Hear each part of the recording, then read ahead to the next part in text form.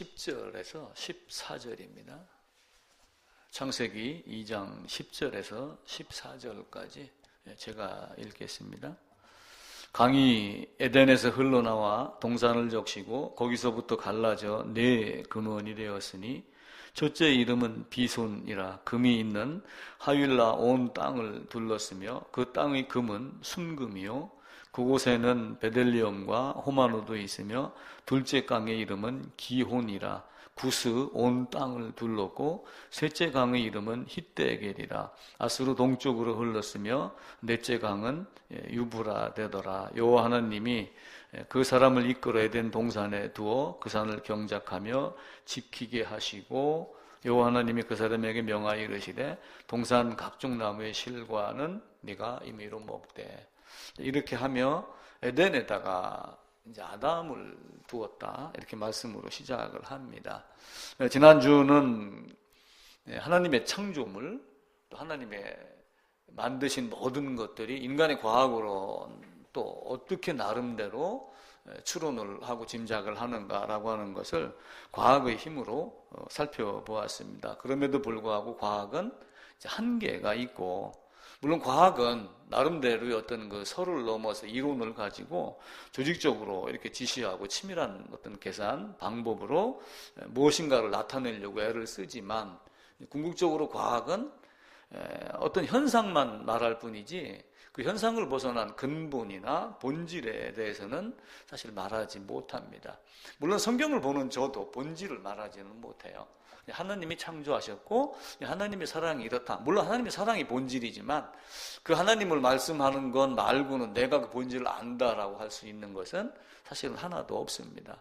하나님을 안다라고 하는 그 가지성에 대해서 얘기를 한번 드렸잖아요. 하나님을 내가 얼마든지 알 수가 있다라고 했지만 이 가지성 안에 뭐가 있냐면은 불가해성, 다 이해하지 못하는 이런 것들이 존재를 하거든요. 그러니까 우리가 안다 하지만 사실은 모르는 것이 너무 많습니다. 또 지난주에 이제 과학이란 이런 걸 얘기를 드리면서 어떤 말씀을 드렸냐면은 기름에 대한 이야기를 드려요. 이 기름이 어디서 났을까? 이제 물론 사우디 또 이쪽에 그 뭐 쿠웨이트 뭐 이런 여러 그 중동 지방에서 석유가 나와가지고 그러는데 그 석유가 어떻게 해서 나왔을까? 그래서 이제 결론적으로는 이제 제가 어떻게 말씀을 드렸냐면은 그때 당시에 있던 수많은 나무, 동물, 또 들짐승, 뭐 기타 가축, 공중의 새까지 다 땅에 묻혔다. 이렇게 성경은 기록을 하거든요. 근데 그것들이 어떤 화학작용으로 인해서 석탄도 되고 동식물들이 썩으면서 기름이 되고 우리는 이제 그 선조들의 썩은 시체를 타고 다닌다. 그걸 이용해서 공장도 돌리고 있다. 이렇게 말씀을 한번 드렸습니다. 노아가 600세 때가 몇 년도냐면은 이렇게 해서 노아가 600세가 될 때가 BC 2518년도입니다. BC 2518년도는 어떤 근거로 나오냐면은 1446년도에 출애굽한 거를 근거로 해가지고 거꾸로 이렇게 쭉 성경을 가지고 거슬러 올라가면은 600년 됐을 때 나이가 600세 됐을 때 BC 2518년도다가 나오고 여기에서 에덴에서 아담이 딱 쫓겨났을 때를 BC 4174년으로 저는 계산을 했어요. 그러니까 이때부터 이때까지가 몇 년이 되냐면 약 1056년도의 차이가 있습니다. 그런데 이 안의 시간을 알아요, 몰라요? 그건 아무도 모릅니다. 50억 년인지 100억 년인지 아무도 몰라요. 그리고 아담이 지음을 받을 때가 100억 년 전인지 10년 전인지 100년 전인지 이걸 아무도 몰라요. 왜냐하면 에덴 안에서 과연 늙었겠느냐? 이런 것도 한번 생각을 해볼 필요가 있겠죠. 그리고 이때 딱 나와가지고 시점부터 시간 안으로 들어오는 거니까 이때부터 930세에 죽었더라 이렇게 된 것이지 이때 영세돼 갖고 태어난 건 아니거든요. 930세를 기준한 이 영세의 기준을 이제 에덴에서 쫓겨났을 때의 기준. 근데 이 안에서는 몇 년인가 아무도 모릅니다. 그래서 그런 기름이 나왔을 것이다 라고 이렇게 합니다. 오늘 본문 읽었던 데는 이제 에덴에 4개의 강이 있다 이렇게 말씀을 드렸습니다. 강이 에덴에서 흘러나와 갖고 동산을 적시고 4근원이 되었다 라고 하며 4갈래의 동산을 말합니다. 그런데 이제 지도에서 보게 되면은 그 부분이 어디냐 하면은 이쯤이 됩니다. 페르시아만 있고 이제 그 뭐 아덴만 해갖고 무슨 석회균인가 하는 어떤 선장 다쳐서 그 이국종 씨가 어디서 고치고 해갖고 지금 외상센터가 지금 이야기가 많잖아요. 헬기가 뜨지를 못한다 뭐 등등 이런 얘기가 많은데 그때 그 석회균인가 선장이 그 납치돼 갖고 다쳐서 총상 읽고 나온 데가 어디냐면 요 끝에 있는 아덴만이라고 하는 데거든요. 그게 이제 페르시아만이에요. 근데 페르시아만인데 여기에 보게 되면은 페르시아만 쪽으로 해갖고 지금의 이라크예요. 지금의 이라크. 지금의 이라크인데 그 이라크를 중심으로 그 이라크 쪽에 강이 4군은 있는 강이 나옵니다. 그 강이 보게 되면은 요 페르시아만이 있는데 이제 요쪽에 이라크거든요. 그 여기가 이제 하란, 여기가 우르래요. 그럼 이제 아브라함이 우르에 갈대아 우르에 거할 때 하나님이 불러내셔갖고 하란에 거하다가 아버지 데라가 죽으니까 가나안 땅으로 들어왔더라라고 했잖아요. 근데 요 우르 있는 요게 뭐냐면 유브라테스 강이에요. 실존하는 강입니다 현재. 그리고 요 강은 티그리스 강이라고 그러는데 다니엘서 10장에는 hit데겔이라고 이렇게 나와요. hit데겔. 다니엘 10장에서 보면 나오는데. 이 hit데겔이 강 길이가 얼마냐면 1850km라고 합니다. 티그리스 강이 굉장히 크죠. 근데 이제 여기가 만이고 이렇게 합쳐지고 그러니까 물이 이쪽으로 이렇게 흘러가는 걸로 지금 제가 생각이 돼요. 근데 에덴에서 근원이 돼가지고 강물이 나오더라라고 해갖고 근원을 따지니까 사람들이 에덴이 이쪽쯤 되겠다 이렇게 생각을 하는 사람들이 있어요. 근데 또 한편으로 신학자들은 에덴은 이쪽이다 이렇게 생각하는 사람들도 있어요. 그래서 이 이라크 지역 있는 쪽으로 그때 아수르 지금의 이제 북이스라엘을 멸망시킨 쪽이 아수르라고 한 나라거든요. 니누에 요나가 갔던 곳 니누에 거기가 이라크 지역이에요. 현재 이라크 지역인데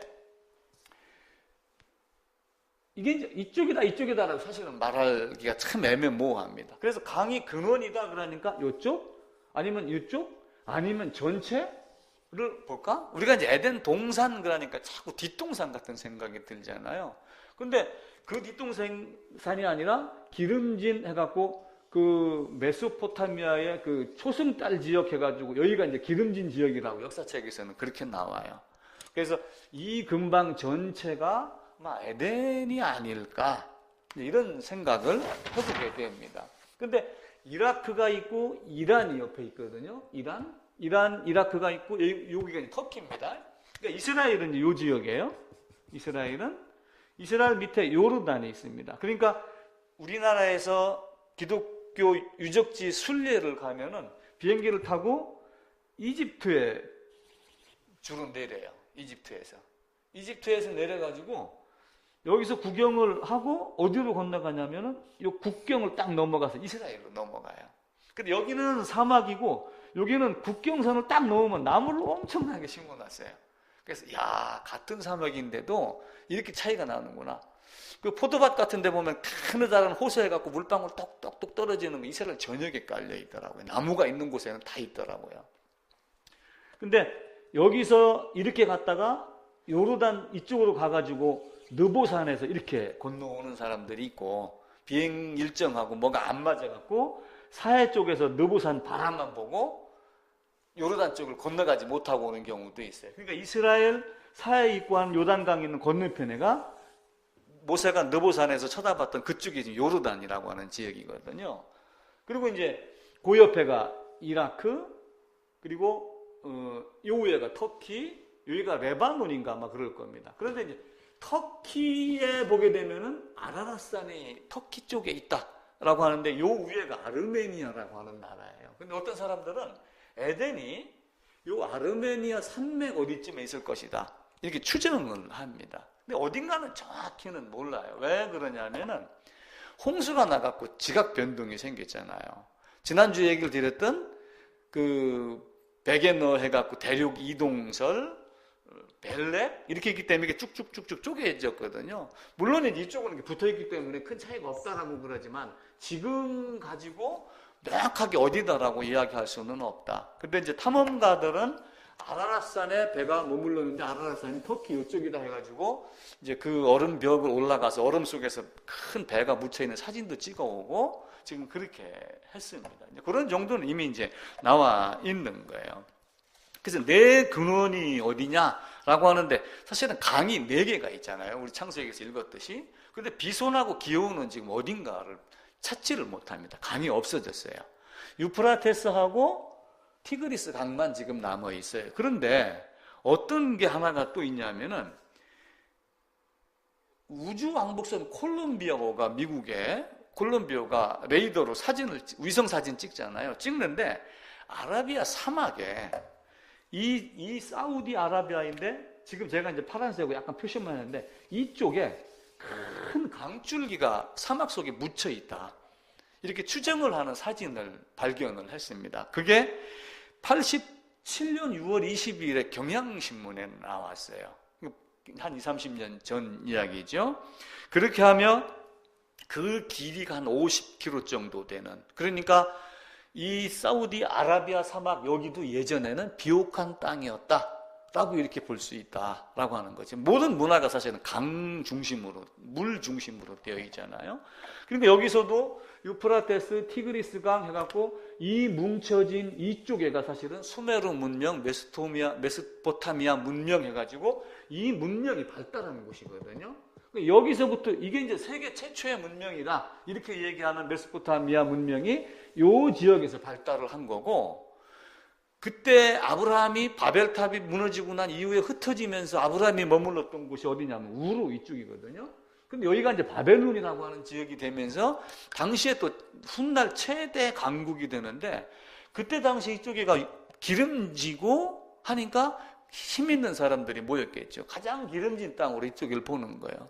그리고 이제 훗날은 이제 바벨탑 이후에는 이렇게 또 무너지면서 인도로 간 사람도 있고, 그러니까 우리나라는 인도로 해갖고 아시아 쪽으로 해서 중국, 한국, 일본 이렇게 이제 문화가 사람이 이동이 됐다 이런 설이 있고, 또 이제 유럽 쪽으로 가는 경우도 있고요. 그래서 인도의 뭐 인더스형 그 문화, 중국의 황호 문화, 어떤 그 이집트의 나일강에 있는 그 문화, 이렇게 4대 문화를 이야기를 하거든요. 근데 가장 중요한 게 이제 이쪽에 있는 페르시아만 있는 이제 메소포타미아 문명이라고 하는 것이 있습니다. 그 다음에 또 하나 이제 뭐가 있냐면 이란하고 이라크하고 있는데 이 페르시아만의 해협을 중심으로 이렇게 되어 있는데 그 해협이 이렇게 간 것인지 이렇게 간 건지 잘 모르겠는데 여기도 큰 강줄기가 있는 게 나와요. 2군데가. 그러니까 여기 아라비아 쪽에 하나가 있고 이쪽에 하나가 있고, 이 2강이 어떤 건지는 모르지만 그 기온, 비손 이 2개가 아니겠느냐 이렇게 생각을 합니다. 그러니까 에덴 동산이 그냥 자그마한 동산 이런 개념이 아니라 큰 의미. 예를 들어서 갖고 금강이 발원지가 어디다, 한강의 발원지가 저쪽 뭐 태백 어디 뭐 저 강원도 어디다, 뭐 예를 들면 그 물줄기 전체를 이렇게 이제 놓고 보는 거겠죠. 그러니까 우리는 한강 그러면 서울만 생각하잖아요. 그런데 그 위에부터 한강이라는 개념이 이렇게 있는 거죠. 그래서 이라크는 예전에 뭐라고 불렀냐면은 아수르라고 이렇게 불렀어요. 아수르. 그러니까 이 이라크는 아수르, 그리고 이제 그 수도가 어디냐면은 니누에 이렇게 불렀죠. 여기 이제 뭐가 있냐면 이집트가 있잖아요. 이집트는 사실은 요 밑에 이집트가 이렇게 있고, 요 밑에 또 하나, 요 밑에 뭐가 있냐면은 이디오피아가 있어요. 근데 이디오피아는 구스 이렇게 불렀어요. 구스라고 불렀고, 이집트는 미스라임이라고 불렀어요. 미스라임. 요 이집트는 미스라임. 그러니까 미스라임, 구스, 아수르, 바벨, 거의 이런 정도만 우리가 이해를 하면은 됩니다. 그래도 성경에 엘람이라고 나오는 게 있어요. 엘람은 어디냐면 이쪽에 있는 거. 여기가 지금이 어디냐면 이란이거든요. 이란인데 요 나라를 그때 당시에는 엘람 이렇게 불렀어요. 근데 엘람을 불렀는데 이게 나중에는 뭐로 바뀌냐면은 바벨론을 무너뜨리고 누가 들어왔냐면 고레스가 들어왔거든요. 그러니까 메네멘네 데겔 우바르신이라고 하면서 벨사살이 죽고 고레스의 장인이 나라를 접수를 하면 고레스가 왕이 되거든요. 그 왕이 뭐냐면 페르시아인데 그 땅이 어디냐면 이쪽에 있는 땅이에요. 그러니까 전체적으로는 이쪽에가 아수르, 이쪽에가 나중에는 바벨. 그래갖고 이스라엘이 있으면은 북쪽은 이쪽에다 멸망을 당하고 남쪽은 이쪽에다가 멸망을 당하고. 근데 끌려갔다가 벨사살이 죽고 70년 만에 돌아오고. 이렇게 해서 크게 이름은 이제 주의 이름은 이스라엘, 미스라임 혹은 애굽. 그리고 구스 온 땅에 둘렸으면 구스가 이디오피아. 그러니까 바론에서 나온 땅의 물줄기가 사실은 어디까지 흘렀냐면 여기라고 그러지만 에덴이 여기라면 바론한 것이 구스 온 땅에 둘렸다. 이렇게 되니까 그 강줄기가 이쪽까지 왔다는 얘기잖아요. 그러니까 엄청난 강들이 그쪽에 있는 거죠. 그리고 이제 아수르, 바벨론 이런 정도의 나라 이름만 기억을 하시면 됩니다. 그래서 에덴에서 발원했는데 결국은 에덴에서 발원했지만 그 발원지가 어딘가는 지금도 사실은 정확하게 알지는 못하고 사람들 추측상 이쪽이냐 아니면 이쪽이냐 이쪽 전체를 볼 거냐 단지 동산이 작다라고 하는 개념만 아니면은 이쪽 전체가 에덴일 가능성도 있지 않겠느냐. 왜냐하면 이제 동물이 종류가 몇 종류예요. 제가 인터넷이 교회에서 안 돼가지고 조사를 다 못했는데 곤충의 종류만 해도 뭐 9,000종이가 된다고 그러더라고요. 동물의 종류, 예를 들면 들짐승의 종류 그러면 그게 뭐 2만 종, 3만 종, 10만 종 막 이렇게 되겠죠. 새 종류도 수천 종이 되고 그러니까 모든 들짐승, 동물, 새까지도 싹 쓸어버렸고 나무가 있었으니까 그러니까 에덴에 있었던 많은 나무가 몇 억 년이 지났는지는 모르지만 많은 나무가 들어가서 지금까지 석탄으로 나오고 들짐승이나 많은 새까지 죽어서 그것이 지금도 매장량으로 남아서 기름이 되고 그리고 그 기름이 다 떨어질 때쯤 됐으니까 지금은 과학이 발달해갖고 이제 뭐 태양 에너지 이런 말이 나오고 있잖아요. 그래서 이제 어디가 에덴인지는 우리가 잘 모르지만 단지 작은 산으로는 여기지 말자. 그리고 이제 그 아수르 바벨론하고 하는 이제 이쪽 지역에 이스라엘이 이렇게 있고 이쪽에가 이라크가 있고 이쪽에가 이란이 있고 여기가 터키가 있고 이쪽에가 이제 이렇게 페르시아만이 있으면은 유프라테스, 티그리스 해갖고 모이는 그 중심 전체를 다 그냥 에덴 동산으로 보면 어떻겠느냐 이런 생각이 들어가는 거예요. 제 생각에는. 그래서 이제 연대를 이제 우리가 계산을 전에 제가 호수한테 부탁을 해서 연대를 계산했는데 그 노아 시대 인구가 몇 명쯤 됐겠느냐 한번 부탁한 적이 있었거든요. 근데 그 자료를 갖고 있다 내가 정리도 못하고 잊어버렸어요. 한번 부탁 좀 다시. 예, 그렇게 해서 그러려면 이제 대충 왜냐면은 현재의 가정수 40년 한 세대 2명 내지 3명 이렇게 하게 되면 노아 시대 이후로 현재까지 인원이 50억 내지 60억이 된다는 게 수학 계산으로 나온답니다. 근데 이제 그전에는 노아 시대 이전에는 몇 년을 살았어요. 노아가 2518년도에 홍수가 나기 이전에 이때 살았던 사람들은 주로 800~900살 살았거든요. 1056년밖에 안 되지만 800~900년 살면서 수많은 자식이 낳을 걸로 치면은 이쪽도 몇십억이 될 것이다 라고 하는 거예요. 저는 이제 계산을 못하는데 우리 호수 씨는 이제 계산을 해냅니다. 뭐 예를 들면 한 세대가 30명이다. 30년 한 세대를 산다. 이게 30 뭐 이렇게 따져가지고 아니면은 한 50년을 잡고 옛날엔 또 가족이 많았잖아요. 야곱만 보다도 12명 뭐 이런 경우도 있고 그러니까 67명 정도 잡고 계산을 하면은 총 몇 명쯤 될 거다가 아마 나올 겁니다. 그러니까 우리는 모든 것을 우연으로 계산하고 그러지만 실제 우연으로 계산할 수는 없는 거예요. 있는 사람들은 원숭이가 뭐 사람이 됐다 뭐 이렇게 하고 그러는데 그 어떤 사람이 그걸 계산을 해냈잖아요. 예를 들어갖고 컴퓨터가 이렇게 있어요. 컴퓨터가 있으면 여기에 뭐가 있냐면 키보드가 있잖아요. 키보드가 통상 101 키보드인가 그래요. 그러니까 원숭이 할 때 이렇게 해가지고 숭, 이 이렇게 하면 이게 11자가가 됩니다.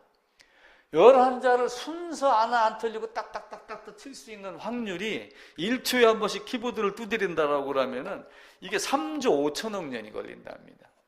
그러니까 될 확률이 거의 없는 거예요.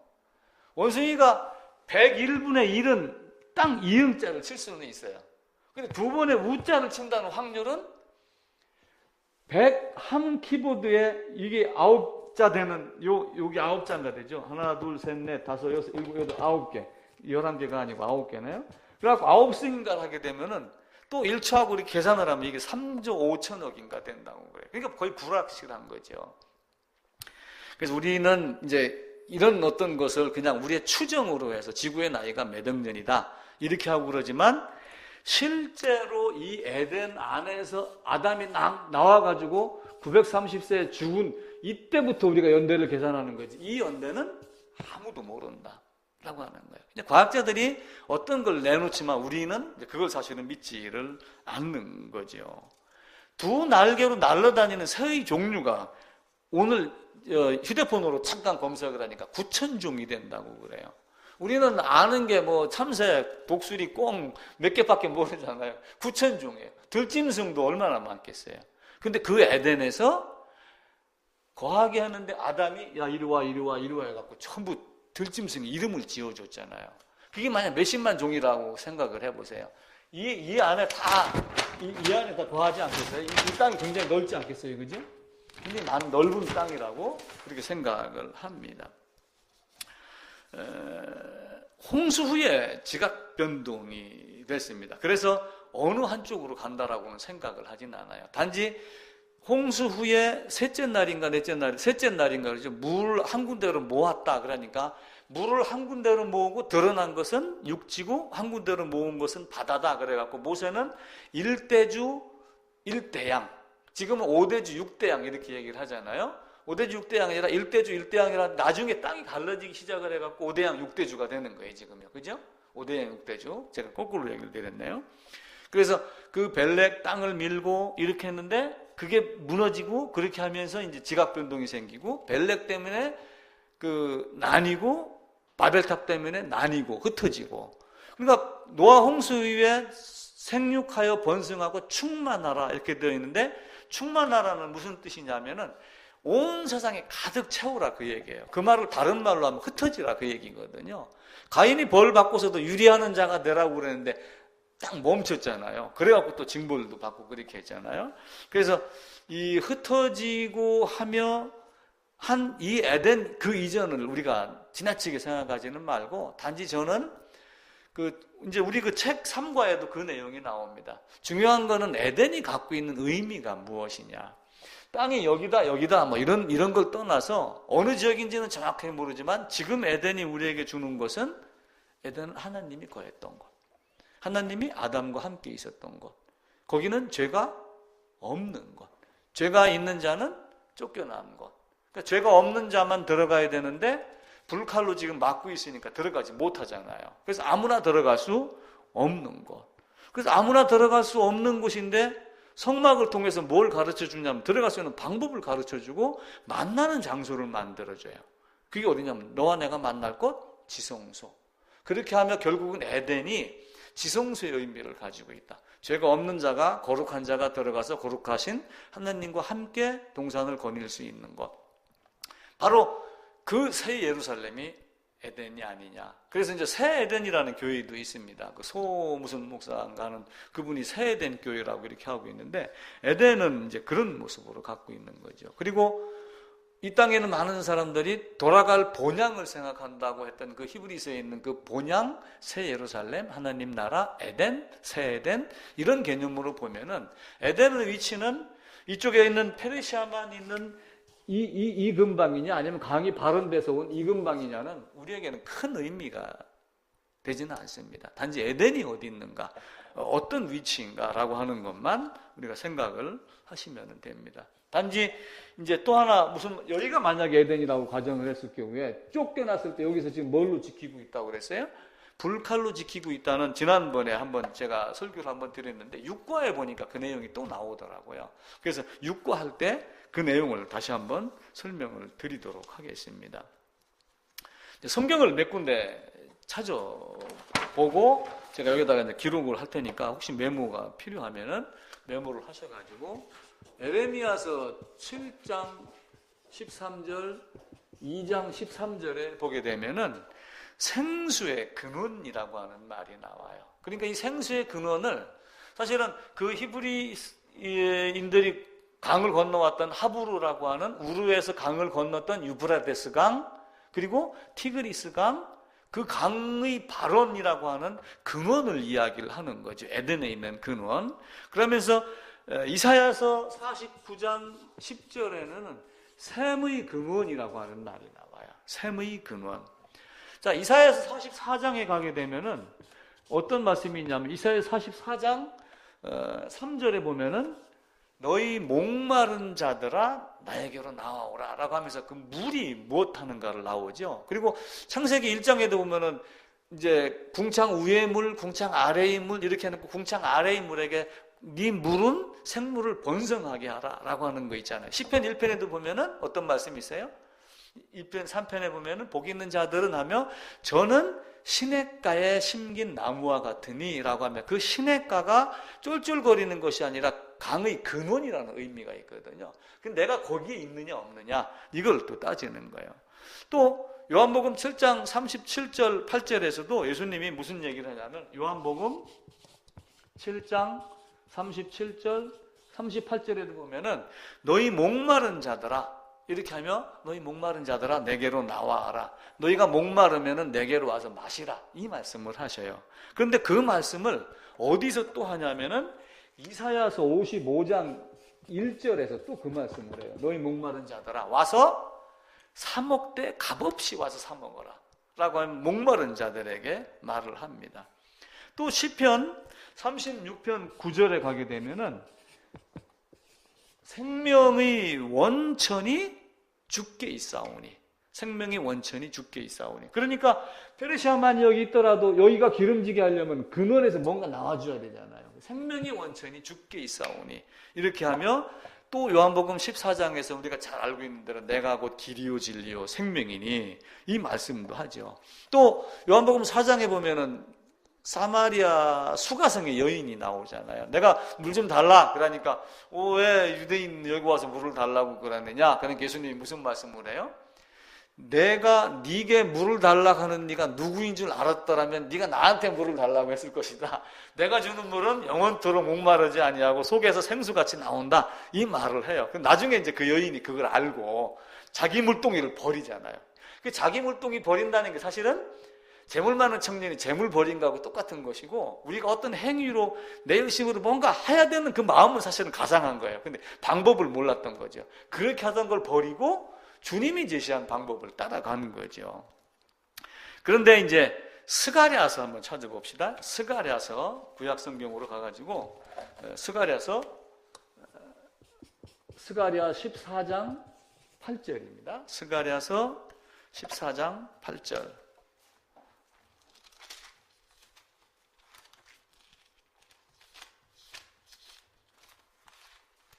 14장 8절입니다. 제가 읽을게요. 6절, 7절, 8절 제가 읽겠습니다. 그날에는 빛이 없겠고 광명한 것들이 떠날 것이라. 여호와께서 아시는 한 날이 있으리니 낮도 아니요 밤도 아니라 어두워 갈 때에 빛이 있으리로다. 그 날에 생수가 예루살렘에서 솟아나서 절반은 동해로 절반은 서해로 흐를 것이라. 여름에도 겨울에도 그러하리라. 그러면서 그 예루살렘 성에서 생수가 솟아나는 장면을 이야기를 해요. 근데 지금의 예루살렘에서 생수가 솟아나는 건 아니죠. 그죠? 근데 그게 어디냐면 사실은 새 예루살렘의 이야기가 나오는 겁니다. 그 이야기가 이제 계시록 22장하고 연결됩니다. 성경 제일 뒤로 가셔가지고 계시록 22장 보겠습니다. 계시록 22장 보면은요, 422쪽입니다. 계시록 22장 1절입니다.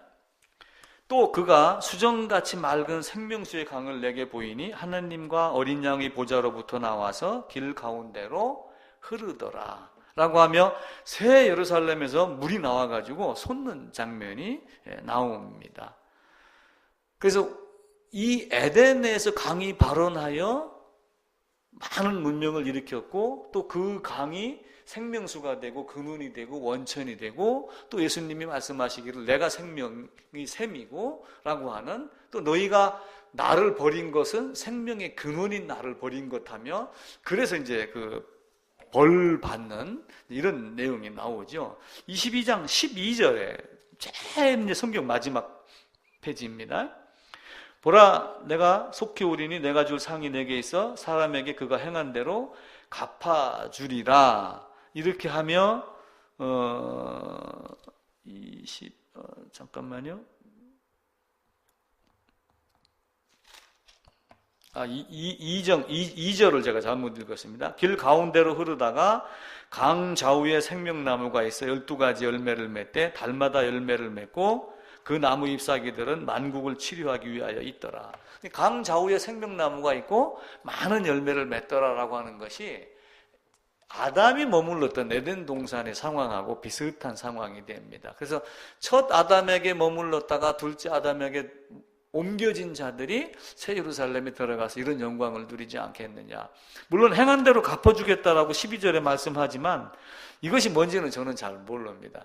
근데 그 상급이 아마 기도하면서 잠깐 얘기를 드렸듯이 우리에게 뭘 어떤 상을 개별적으로 주는 이런 건 아닐 거고 그 나라 들어가는 그것만으로도 우리에게는 큰 상급이 되지 않겠느냐. 설령 거기서 우리가 생각하는 다이아몬드를 100캐럿을 받았다고 해보세요. 아니 발바닥이 금으로 되어 있다 하고 이런 데인데 거기서 100캐럿 받아봐봐야 뭐합니까? 아무 의미 없는 거죠. 이북에서 넘어온 친구들이 이번에 뭐 강원도 무슨 체육대회 하면서 중학생, 고등학생들 체육대회 하다가 초콜릿을 초코파이를 한 박스를 선물을 하는 장면이 강원일보에 나왔거든요.